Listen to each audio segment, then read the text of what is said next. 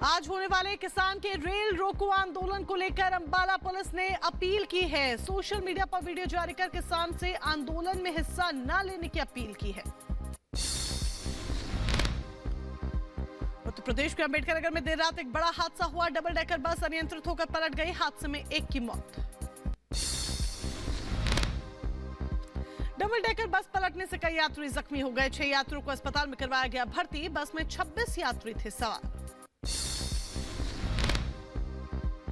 उत्तर प्रदेश के सहारनपुर में नाबालिग से दुष्कर्म का आरोपी गिरफ्तार। 2 दिन पहले दुष्कर्म की वारदात को दिया था अंजाम। सीसीटीवी की मदद से पुलिस ने आरोपी को किया गिरफ्तार। दिल्ली के सीलमपुर ब्रह्मपुरी में सार्वजनिक शौचालय में गोलीबारी। गोली लगने से एक की मौत हुई, एक गंभीर रूप से जख्मी हुआ। उत्तर प्रदेश के मथुरा में आबकारी विभाग की टीम ने अवैध शराब फैक्ट्री पर छापा मारा है। मौके से 2 तस्करों को गिरफ्तार किया। भारी मात्रा में अवैध शराब बनाने के उपकरण भी बरामद किए गए।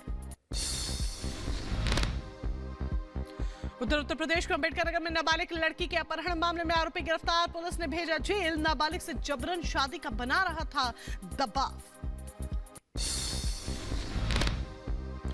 उत्तर प्रदेश के शाहजहांपुर में नौकरी में फर्जीवाड़े का मामला। फर्जी दस्तावेजों के आधार पर लोक निर्माण विभाग में नौकरी कर रहे लोगों के खिलाफ कार्रवाई की मांग। उत्तर प्रदेश के संभल में परिवार को बंधक बनाकर बदमाशों ने की लूटपाट। नकदी और जेवरात सहित करीब 8 लाख की चोरी का आरोप। महाराष्ट्र के कोल्हापुर में गोदाम में लगी भीषण आग। बगल चौक शाहू मिल रोड पर पटाखा गोदाम में आग लगी।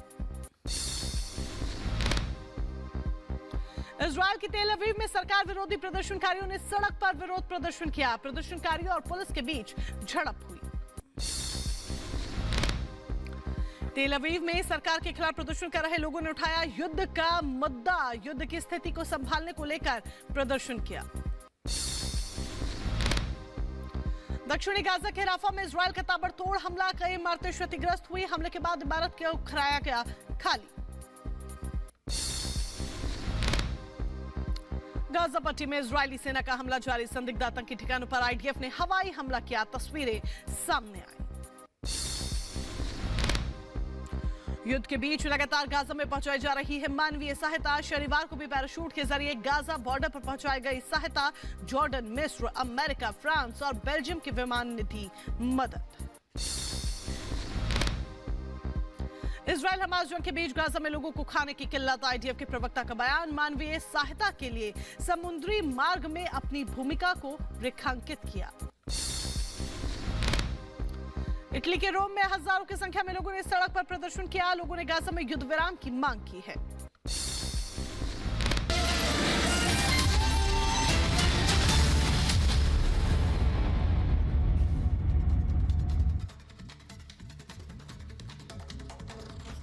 और चलिए अब आगे बढ़ते हैं। बात करते हैं प्रधानमंत्री नरेंद्र मोदी के दौरों से जुड़ी हुई। लगातार प्रधानमंत्री नरेंद्र मोदी 10 दिनों में 12 राज्यों का दौरा करते नजर आ रहे हैं और इसी क्रम में आज पीएम आजमगढ़ के दौरे पर रहेंगे, जहां पर वो करोड़ों रुपए की विकास कार्यों की सौगात जनता को देंगे। साथ ही 15 एयरपोर्ट का शिलान्यास और लोकार्पण प्रधानमंत्री नरेंद्र मोदी करेंगे।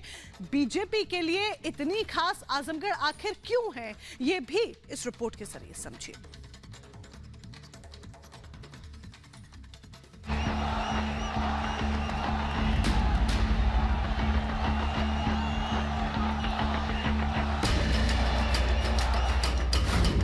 तेज हुआ चुनावी रण। मोदी पहुंचेंगे आजमगढ़। पीएम का विकास वाला प्रण। मोदी भेदेंगे सपा के गढ़। विकास की देंगे सौगात। विपक्ष पर करेंगे आघात। विकास की गारंटी के लिए पीएम मोदी आज आजमगढ़ पहुंचेंगे। आजमगढ़ को सपा का सियासी गढ़ माना जाता है। यहाँ से कभी मुलायम सिंह यादव तो कभी अखिलेश यादव ने चुनाव लड़ा और जीता, लेकिन उपचुनाव में बीजेपी यहाँ जीत का झंडा गाड़ चुकी है। उसी जीत को बरकरार रखने के लिए और सपा की सियासी रणनीति को ध्वस्त करने के लिए पीएम आजमगढ़ में हुंकार भरेंगे। बीजेपी पूर्वांचल की उन सीटों पर खास फोकस कर रही है जिन्हें वो 2019 में हार गई थी। इन्हीं सीटों में से एक है आजमगढ़। आजमगढ़ को सपा के लिए मुफीद माना जाता है।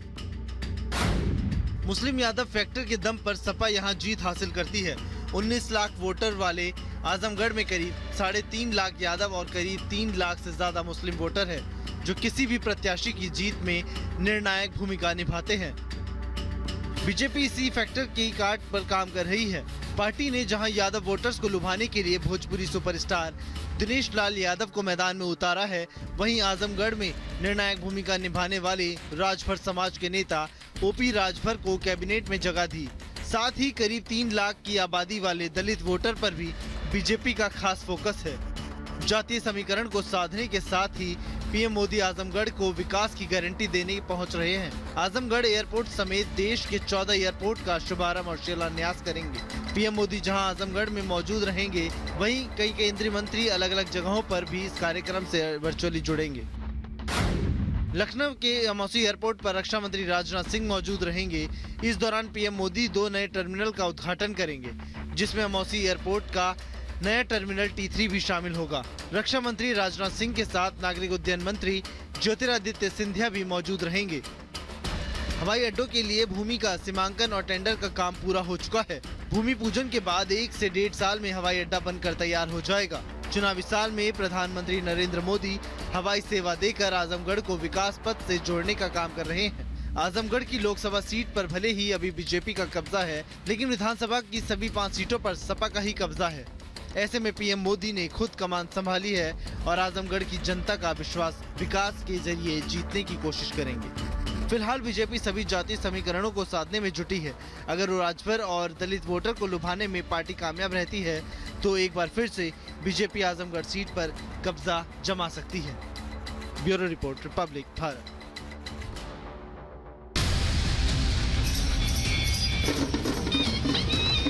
काशी का सौभाग्य है कि मोदी ने तीसरी बार बनारस को चुना है।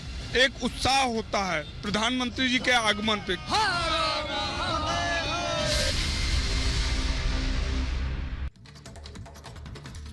काशी मोदी में, जी हां, प्रधानमंत्री नरेंद्र मोदी बाबा विश्वनाथ की नगरी से तीसरी बार चुनावी रण में उतरने जा रहे हैं। पीएम कल काशी में मौजूद रहे, जहां पर उन्होंने बाबा विश्वनाथ की आराधना की, साथ ही रोड शो के जरिए काशी के लोगों से मुलाकात भी की।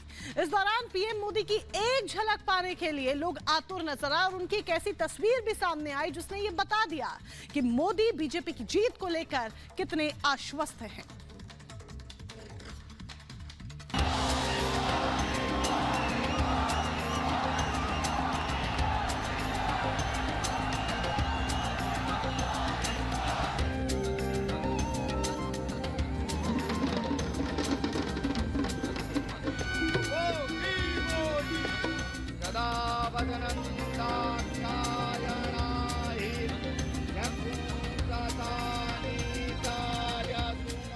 हाथ में त्रिशूल,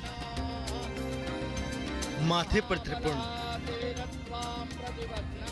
गले में फूलों की माला और चेहरे पर आत्मविश्वास। इस तस्वीर को देखकर कोई भी बता सकता है कि पीएम मोदी ने चुनावी शंखनाद कर दिया है। अयोध्या से शुरू हुआ मोदी का भक्ति रथ वाराणसी पहुंचा, जहां पीएम मोदी के अभिवादन के लिए काशी के लोग सड़कों पर आ गए। ये भीड़ वाराणसी के लोगों की नहीं बल्कि मोदी के परिवार की है। इस भीड़ ने पीएम मोदी के आत्मविश्वास को 2 गुना कर दिया। हम सब मोदी जी के परिवारी जन हैं, हम उनके परिवार के सदस्य हैं। पूरा देश है और काशी को तो खुद ही अपना परिवारवाद पर कड़ा प्रहार करते हुए माननीय मोदी जी अब पूरी काशीवासी को, पूरे भारतवासी को अपना परिवार मानते हैं और हम सभी पूरे काशीवासी मोदी के परिवार है। पीएम मोदी को वाराणसी संसदीय क्षेत्र से तीसरी बार भारतीय जनता पार्टी का उम्मीदवार बनाया गया है। ऐसे में काशी के असली राजा यानी